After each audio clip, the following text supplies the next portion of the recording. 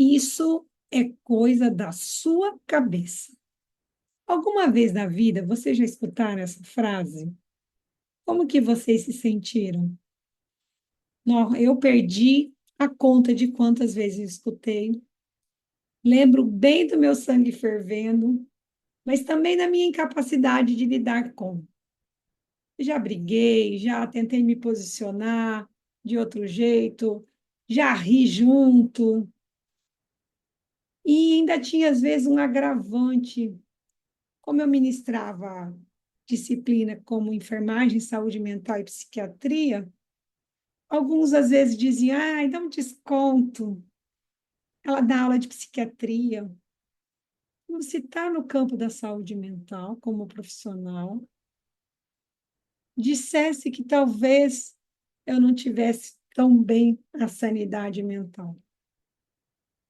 Eu ficava desconfortável, mas não sabia muito um jeito para agir. Quando eu estudei neurociência, e eu me lembro da aula, a senhora que foi discutindo a questão de como que a gente enxerga o mundo, ou seja, a gente já falou disso aqui, 10% de input visual, 90% é a leitura que a gente faz a partir das nossas memórias, de como a gente percebe o mundo, de onde a gente está. E claro que é da minha cabeça, ou seja, tudo é da minha cabeça, porque é o único lugar de onde eu percebo o mundo. É a partir dessa estrutura, desse corpo, dessa história de vida que eu percebo o mundo. Eu não tenho de outro lugar como eu percebo. E aí, quando eu passei a escutar isso é coisa da sua cabeça, eu dizia, é da minha cabeça. Porque só é possível perceber o mundo da minha cabeça.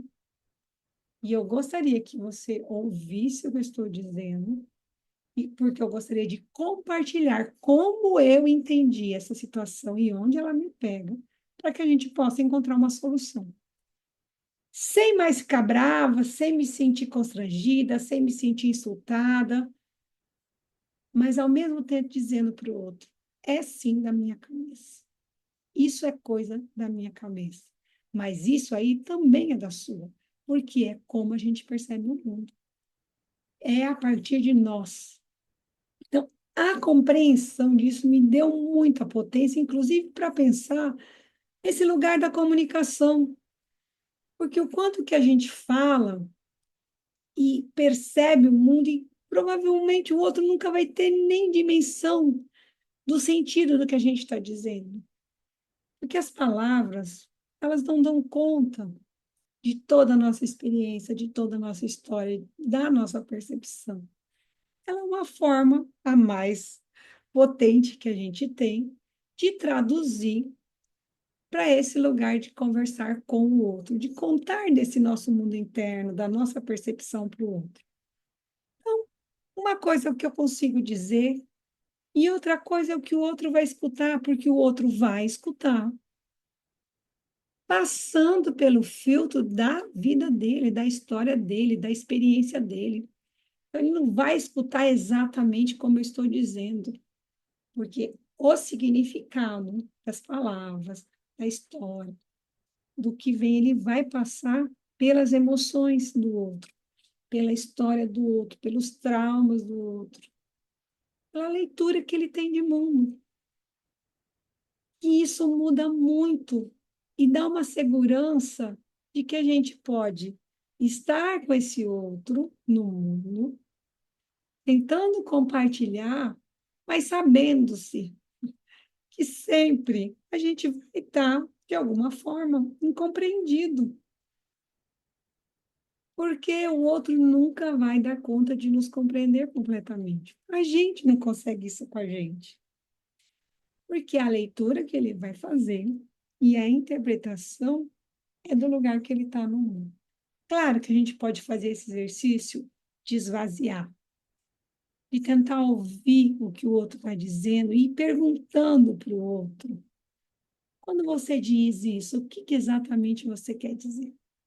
Sair um pouco desse lugar de eu já ter a interpretação, de eu ter a resposta. Mas por quê? Porque eu sei que eu estou lendo a partir da minha experiência, do meu jeito de lidar com o amor, do meu jeito de lidar com os afetos, do meu jeito de lidar com a vida, que não necessariamente é o que o outro está dizendo e não necessariamente é a forma como o outro lida com o mundo. Então, nesse exercício de ir aquietando a mente, de poder ouvir o que ele está querendo dizer, e ir perguntando, exercendo uma capacidade de dialogar de fato com o que pode estar dentro da cabeça do outro. Claro que não vamos alcançar a dimensão toda, mas é completamente diferente de eu já trazer para o meu filtro, enxergar do jeito que eu enxergo e afirmar: ó, oh, você está errado, ou olha o que você está dizendo, por quê? Porque eu estou passando a partir das minhas crenças, eu estou fazendo uma leitura a partir do meu universo.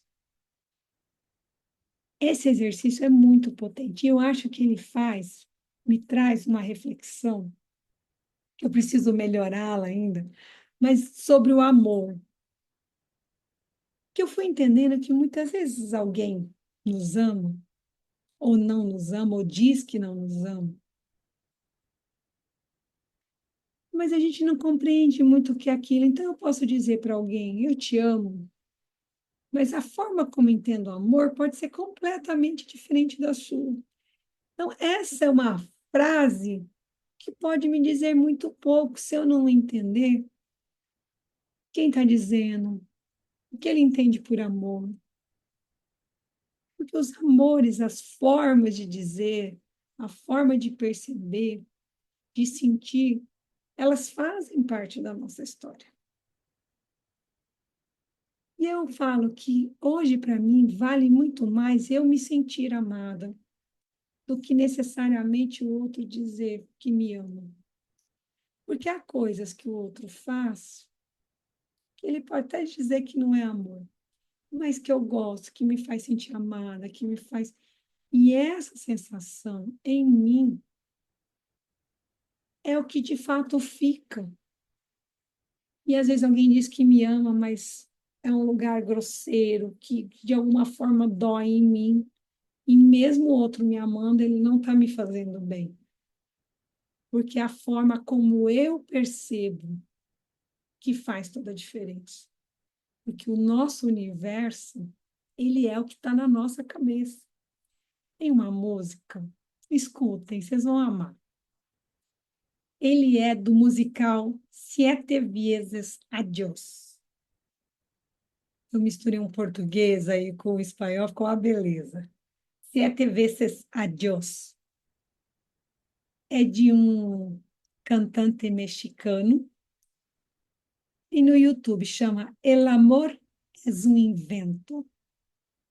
É maravilhosa a letra. Ele vai dizendo que o amor é um invento, que a gente inventou o amor, a gente lidar com os nossos limites, e que ele é um jogo de espelhos. Ou seja, a gente vai se vendo o tempo todo, né? Ou a gente às vezes acha que está olhando para o outro, sentindo, mas a gente está muito nesse lugar do jogo de espelhos.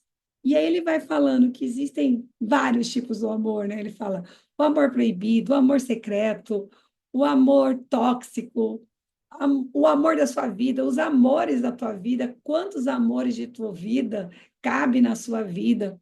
Então, numa provocação de como que até alguns sentimentos, emoções ou ação, né? Porque a ideia do amor é de um verbo, ele está muito nesse lugar de como a gente percebe o mundo.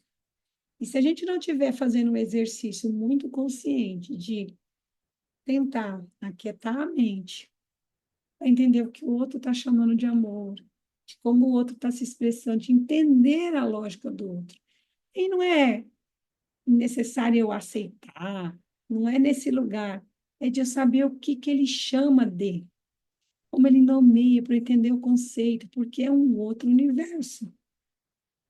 É o que tem na cabeça dele, que não é do meu mundo. Então, é um jeito de a gente poder, de fato, estar com o outro no mundo. A hora que eu tento aquietar, a minha mente, as coisas que eu penso, os meus conceitos, as minhas definições, e tento olhar para o outro e dizer, me fale mais sobre, mas como que você entende isso? E esse tipo de afeto, como pega em você? Deixa eu ver se eu estou entendendo. Você está dizendo isso?